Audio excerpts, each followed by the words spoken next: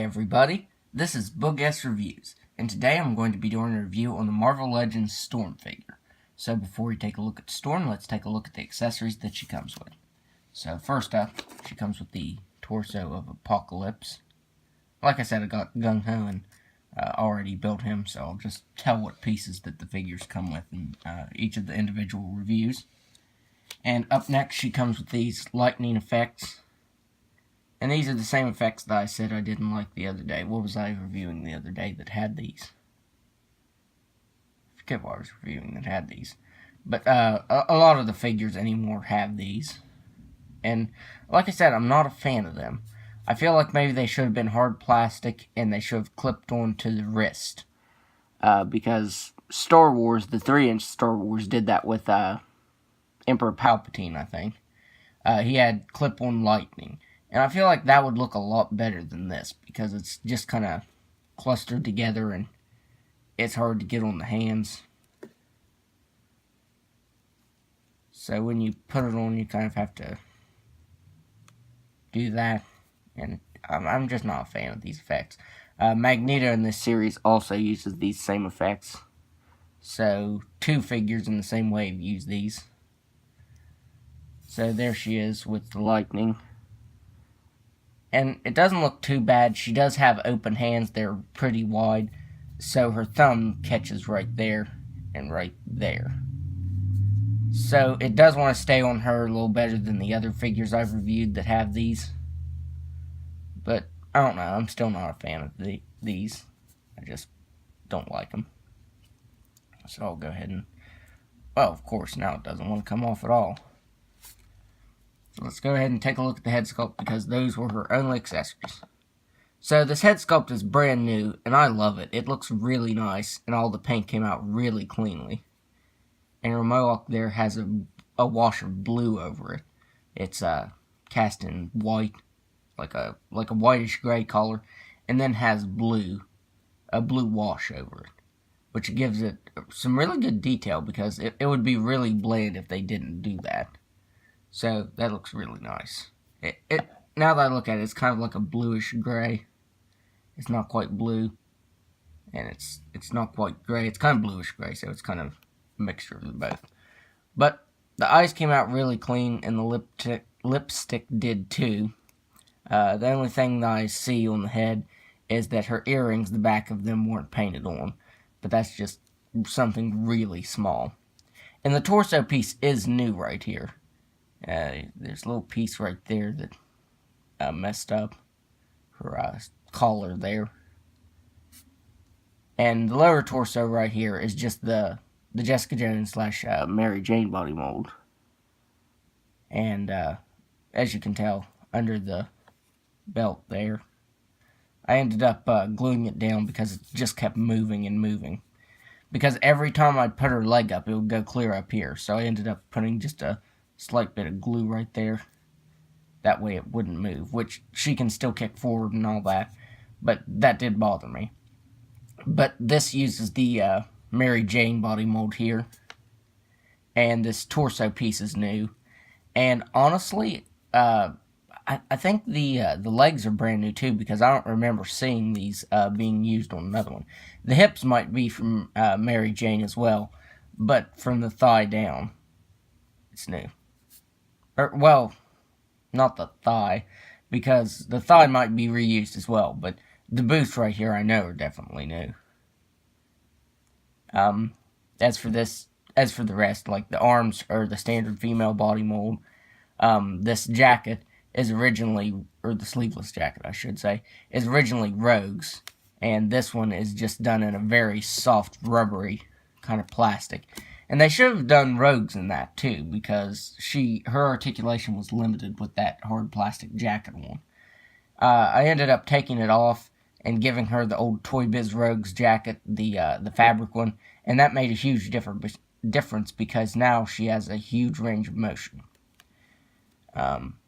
Storm also reuses Rogue's cuffs right there for gloves. But I'm thinking that the upper torso piece right here, especially with the collar and the legs, honestly, probably from the torso down, and maybe even the arms, could be reused for Emma Frost. Probably both versions, the Marvel Now version and the classic white version. I could really see Hasbro reusing that. Really, with this torso piece, I think they will use that for Emma Frost. I'm almost 90% positive that's what Hasbro will do. But that's about all to go over with this figure. I think it's really awesome because I've waited for a Storm figure like this. I actually made a custom one that I had to break down because Hasbro announced this. I can't remember what I made it from. I think I made it from the Ronin series Invisible Woman. I made it a long time ago. But, like I said, I just broke it down because now we finally have this version I've waited on forever. So now let's go over her articulation. She has a ball-jointed head that can look all the way back. Even with her mohawk and the jacket, she can look all the way back. She can look all the way down. She can move her head side to side. She has ball-jointed shoulders that can move out that far. Not as far as I would like. It's not the jacket or anything. It's just the shoulders, because you can't see the place there, the swivel. You can't see the swivel there, so that's why it's limited. You can see it on the underside there, but that's because it only goes to there. So the articulation isn't as much as I'd like in the arms, or the shoulders at least. She has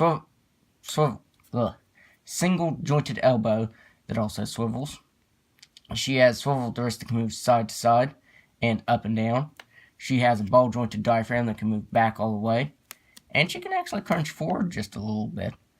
And I do like that because most of the female figures can only go back but not forward.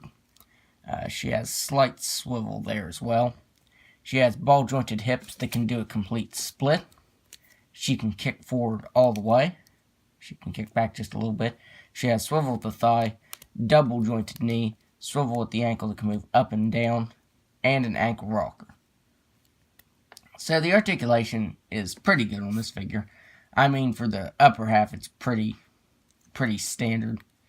And one thing I do want to note is when you move her feet, they go outward, like they curve. And I don't know why all the female figures have been having these curved ankles, because when you put her like that, then you have to move her knees in, so that way it looks normal. But yeah, her feet aren't straight up and down, they're curved. And all the female figures lately, or the ones that I've gotten, have had that. Like Psylocke had that. So now let's do some size comparisons here. Okay, let's try to get her to stand first. There.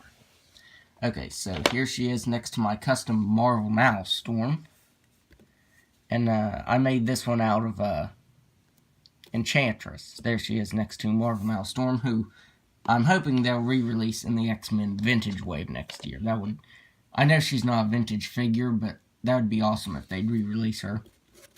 Here she is next to Wolverine in his brown and orange costume, or brown and tan, depending on who you ask. It looks orange to me. So, brown and orange. And he is so much shorter than her. And finally, here she is next to 80s Cyclops. Now, there is a cover of X-Men where they're fighting each other.